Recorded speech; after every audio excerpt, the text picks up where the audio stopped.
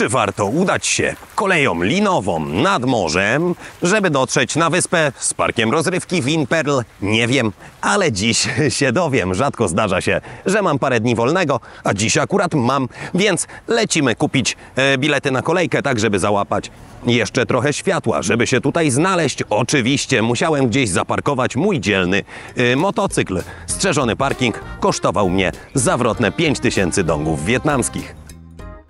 Czas podejść do kas biletowych. Ile kosztuje bilet na kolejkę w tej z powrotem do parku rozrywki Vinpearl? Nie jest to zbyt drogie, 200 000 dongów wietnamskich, czyli według dzisiejszego kursu około 28 zł. Mam już bilet i teraz muszę przedostać się przez istny labirynt barierek, a to po to, że gdyby trafiło się dużo więcej turystów, no to te barierki powstrzymują tych zbyt krewkich przed wcinaniem się w kolejkę. A teraz już pora wsiadać do gondoli. Na szczęście można tutaj wsiąść nawet w pojedynkę. To znaczy obsługa atrakcji patrzy, kto z kim wybrał się na wycieczkę i na siłę nie dosadza nas na przykład do grupy Chińczyków. Ma to swoje plusy, bo przejazd kolejką jest dość długi. Swego czasu była to najdłuższa kolejka linowa zawieszona nad morzem. Ma ponad 3300 metrów długości i wagoniki znajdują się średnio 40 metrów nad poziomem morza. Cała konstrukcja jest oczywiście bezpieczna, wybudowana wedle europejskich standardów i w razie czego wytrzymuje trzęsienia ziemi nawet o sile 7 stopni w skali Richtera. Przejazd na wyspę zajmuje około 15 minut, podczas których możemy podziwiać naprawdę piękne widoki. Nie tylko na wyspę z parkiem rozrywki Vinpearl, ale również na miasto Nha Trang. Spójrzcie tylko na tę panoramę. Coś pięknego, a na deser jeszcze zachód słońca. Wow!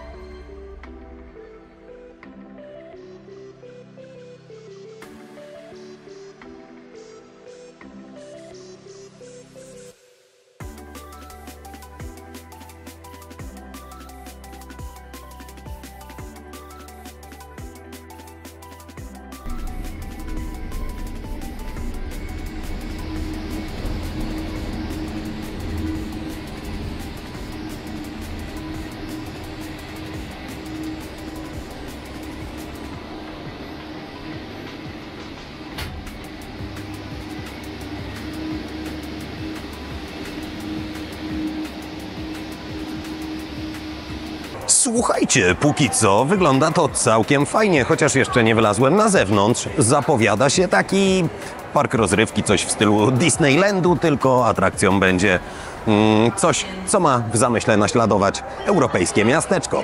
A czy naśladuje to trafnie? Zaraz się okaże. No i pora na pierwsze wrażenia z tego miasteczka. Z czym mi się kojarzy?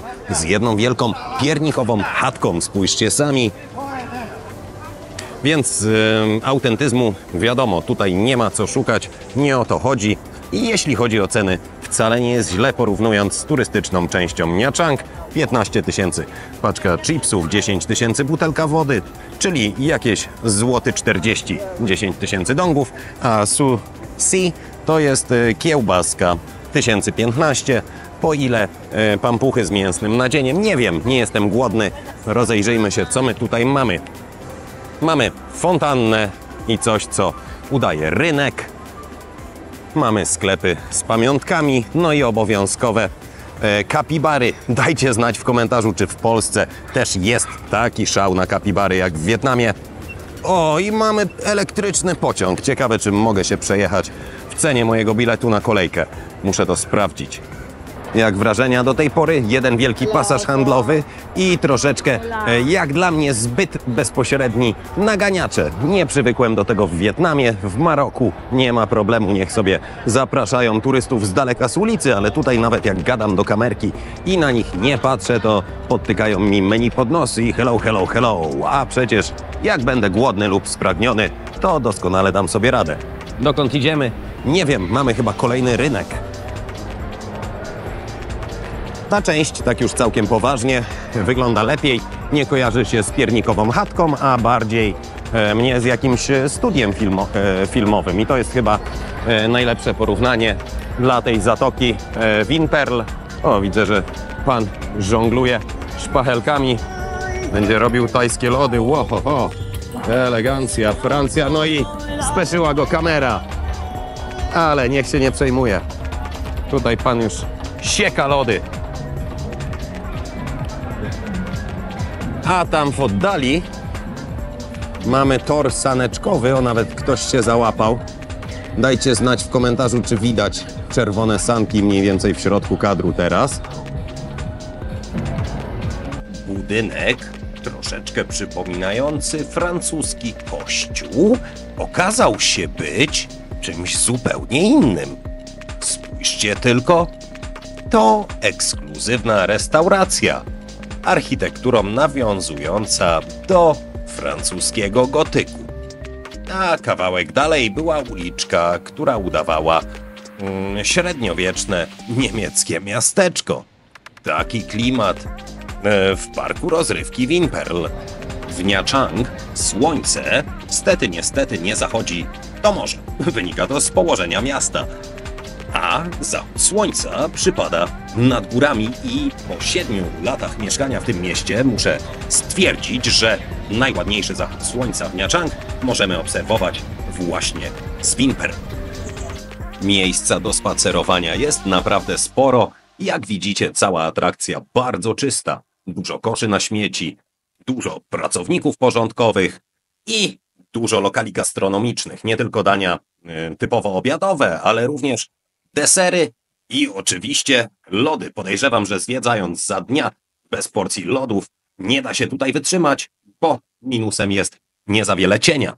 Czas na loda tajskiego, pomimo że jestem w Wietnamie, bo nie ma typowo wietnamskich lodów. Taki lód na Vinpearl, w tym parku rozrywki, taki lód tajski kosztuje tutaj 40 000 dongów, niecałe 6 zł. A jak wygląda proces przygotowania? Już pokazuję. Niezbędny jest słodzony blat i 2 szpachelki. Na blacie wylewamy miksturę, mieszankę mleka, śmietanki i tak dalej, czyli bazę do lodów, i na środek lądują owoce oraz mleko skondensowane. W moim przypadku owoce to mango i ananas. Teraz pan całość miesza tak, żeby baza lodów przeszła smakiem owoców, jeszcze więcej siekania i za chwilę zacznie pan to rozwałkowywać również za pomocą tych szpachelek, a potem zwinie lody w rulony. Tu natomiast widzimy bardzo inteligentne i ciekawe ptaki. Są to majny brunatne, kuzynki szpaków. Czają się tutaj na resztki jedzenia, wafelki od lodów i tak dalej. Podobnie jak szpaki w Polsce. Tak prezentuje się porcja lodów za 6 zł. Dajcie znać w komentarzu, czy to dobra cena za taki deser. Jak wspomniałem wcześniej, są to tajskie lody z mango i ananasem. Oprócz tego pan dorzucił ciasteczko i 2 czekoladowe górki z kremem. Miłośnicy motoryzacji też znajdą w Vinpearl coś dla siebie. Odważni mogą się za niewielką opłatą przejechać takim go-kartem elektrycznym. Menu w większości miejsc wygląda podobnie. Tu możecie zobaczyć, jakie smaki lodów tajskich można zjeść na Vinpearl. Dlaczego te menu są podobne? Bo większość lokali i wózeczków to sieciówki. Jedno z ciekawszych według mnie miejsc ukazujące historię transportu w Wietnamie. Przed nami riksza rowerowa. Zobaczcie, jaki sprytny hamulec. Do czego ona służyła? Do transportu ludzi i towarów. Jak widzicie, z przodu ma siedzisko. Tutaj natomiast riksza nierowerowa. Te dwa wystające patyki trzeba było trzymać w dłoniach i po prostu piec, ciągnąc pasażera.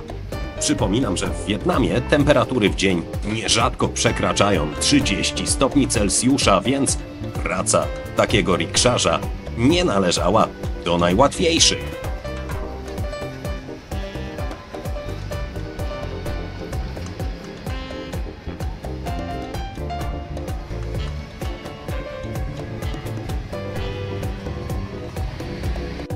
Tutaj przykład tego, jakimi samochodami niegdyś jeżdżono w Wietnamie, a to prawdziwa atrakcja dla miłośników motoryzacji, czyli tor kartingowy, na którym możemy pojeździć spalinowymi go-kartami, zarówno jedno, jak i dwuosobowymi.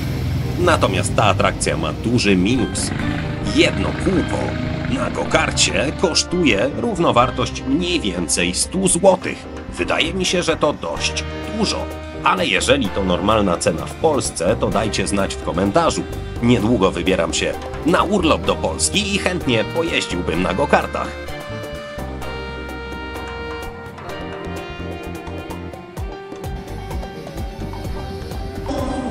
Akurat mam jakieś komunikaty przez megafony. Były po angielsku, ale nie skupiam się na tym, bo znalazłem Las Świętego Mikołaja i to najlepiej chyba podsumowuje moje wrażenia z atrakcji, którą dziś odwiedziłem. Czy warto? Tak, ale zależy, na co się nastawimy. Jeżeli nastawimy się na fajny spacer, tak jak ja dzisiaj, to miejsce jest naprawdę super. No i gdzie przez cały rok mamy prawie maj już, można świętować Boże Narodzenie. Czuję się jak na jarmarku na wrocławskim rynku. Super sprawa, tylko Mikołaja z elfami brak. I dokąd się wydostałem? Zaraz się okaże. Dobra, chyba nie w tę stronę. Tak, mamy znak, który mówi, że na stację kolei linowej tam. O, już widzę dokładnie gdzie. Muszę się udać tam, gdzie te białe światła. I czas kończyć tę imprezę na dziś. Rzut oka na dziadka do orzechów i cięcie.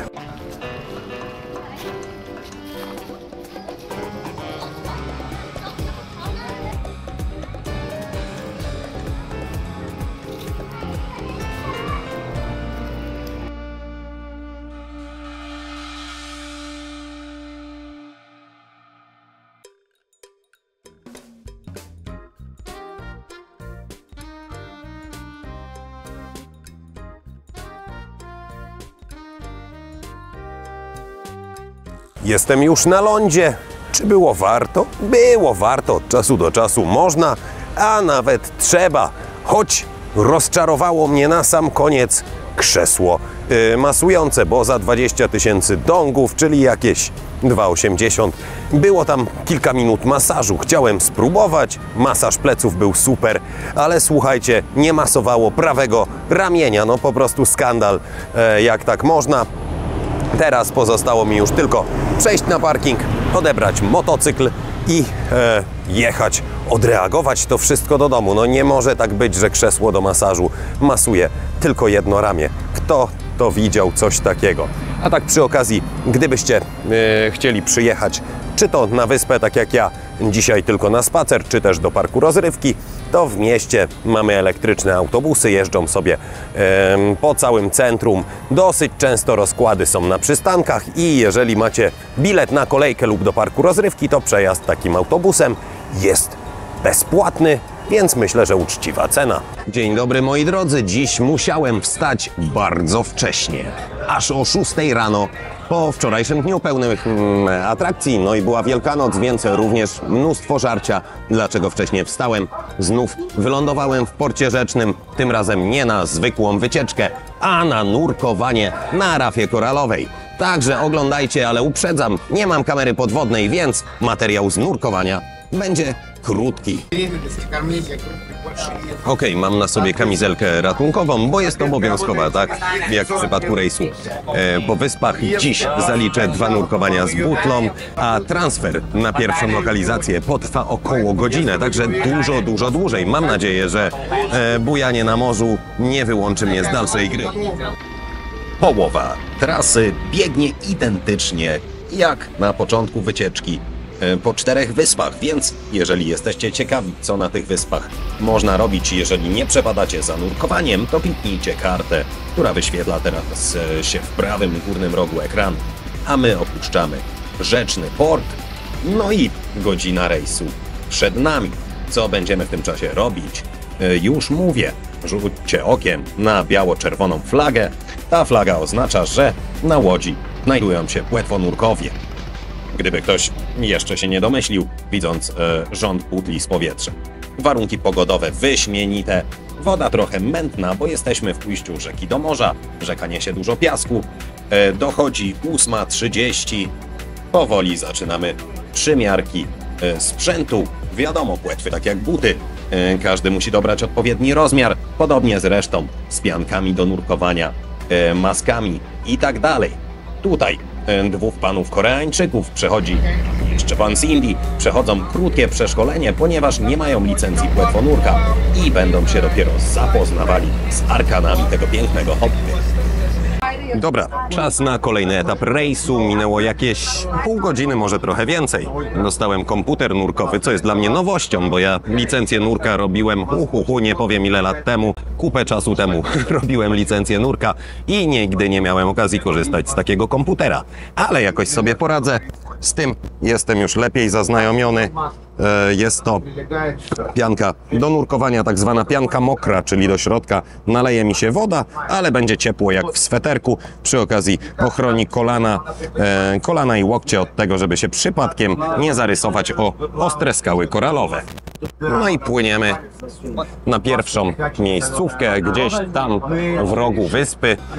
Plan nurkowania zakłada zanurzenie na początek na między 6 a 10 metrów. Tam sprawdzimy warunki pod wodą. Jeżeli będą dobre, pójdziemy sobie głębiej, a jeżeli nie będzie zbyt ciekawie, to być może wynurzymy się na płycizny, bo tam mamy gwarancję kolorowych rybek. No i dostałem komunikat od mojego podwodnego przewodnika, tak zwanego w fachowym języku płetwonurków, Dive Mastera, że pora przymierzać pianki. Pianka pasuje, nawet mam trochę miejsca na brzuch, także mogłem jeść w święta więcej. Nie jest tak gorąco jak myślałem, ale po tym nagraniu w górną część pianki z siebie zsunę, bo pianka to takie jednoczęściowe wody, więc kiedy jesteśmy poza wodą, nic przyjemnego. Skóra niezbyt w tym oddycha i jest bardzo gorąco. Ostatnie sprawdzenie automatu oddechowego i będzie moja kolej na skok do wody. Już nie mogę się doczekać. Naprawdę, kupę lat tego nie robiłem. No to hyc! Pan pomaga, bo ten cały sprzęt na lądzie nie należy do najlżejszych. Przed zanurzeniem przewodnik, czyli Dive Master, upewnia się, że wszystko jest w porządku. Dopiero potem możemy ruszać pod wodę. Pomimo dobrej pogody mieliśmy dziś szczęście, ponieważ niezbyt wielu innych nurków zdecydowało się na zanurzenie w tej samej lokalizacji. Jeżeli jesteście ciekawi, ile kosztuje taki rejs, 2 nurkowania i lunch, to oglądajcie materiał do końca.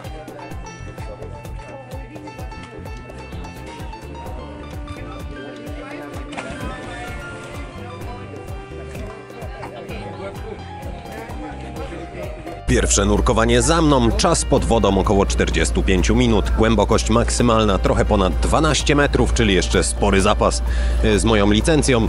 Teraz płyniemy na drugie miejsce. Transfer potrwa około 40 minut jeszcze, myślę, bo potrzebujemy trochę czasu na powierzchni. Wiecie, takie procedury bezpieczeństwa związane z nurkowaniem, żeby się azot we krwi rozpuścił i tak dalej. Podobno drugie miejsce jest jeszcze lepsze od pierwszego.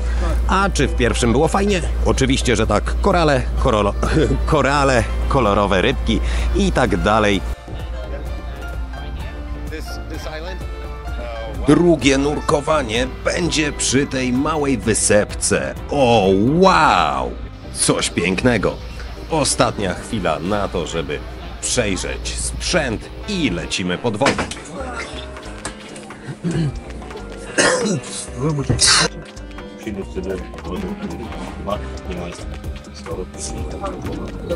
No i jestem prawie, że gotowy do nurkowania. Jeszcze sprawdzę, czy się słone, czyli dobre. Takie ma być. No jak z solidingiem. Oczywiście maskę na razie zdejmuję, bo nic przyjemnego siedzieć w niej na lądzie. A jaki jest dokładnie plan nurkowania? Nie wiem. Trzeba się słuchać przewodnika. Będziemy też oglądać rybki i korale. No, jest też jakaś podwodna jaskinia. Podwodnych jaskiń było kilka i jest to dla mnie zupełnie nowe doświadczenie, jeżeli chodzi o nurkowanie. Bardzo ciekawe, choć wymaga większej ostrożności niż pływanie, nazwijmy to, w wodzie otwartej, takiej, w której w każdej chwili możemy rozpocząć pionowe wynurzanie. Ale jak na pierwszą jaskinię, poszło mi chyba nie najgorzej. Tutaj zwróćcie uwagę na wylot jaskini. Tam w lewym górnym rogu widać rozgwiazdę, a przy okazji różne drobne rybki. Druga jaskinia była zdecydowanie ciekawsza, ponieważ w środku było tych rybek zdecydowanie więcej. W tej jaskini niestety ryb zbyt wiele nie było, ale za to skały robiły naprawdę niezłe wrażenie, choć nie takie jak te koralowce. Musicie wiedzieć, że koralowce to nie są rośliny, a kolonie bardzo drobnych zwierzątek, które są wręcz bezcenne, jeżeli chodzi o morskie ekosystemy. Po prostu pełnią tam bardzo, bardzo ważną rolę. Nurkowanie to świetna sprawa, jeżeli potraficie pływać, a nie próbowaliście, to gorąco polecam. Wynurzyłem się 3 minuty temu, czas nurkowania 41 minut, głębokość maksymalna 18,5 metra. Czy było fajnie? Oczywiście, że było fajnie, ale teraz po takich nurkowaniach trzeba zjeść po prostu. W cenie tej wyprawy mamy lunch, a co na lunch nie mam bladego pojęcia, ale zjem wszystko. Czy polecam? Oczywiście, że tak. Jak to mówią, woda wzmaga apetyt, a ja nie jestem kanałem kulinarnym, więc podziwiajcie resztki mojego lunchu. Już nie za bardzo zostało w czym wybierać. I nie tylko ja głodny. Ale smaczne, oczywiście, że smaczne. Półdniowy rejs i wszystkie wymienione wcześniej atrakcje kosztowały $70. Chyba dobra cena. Zostaw suba. Do usłyszenia.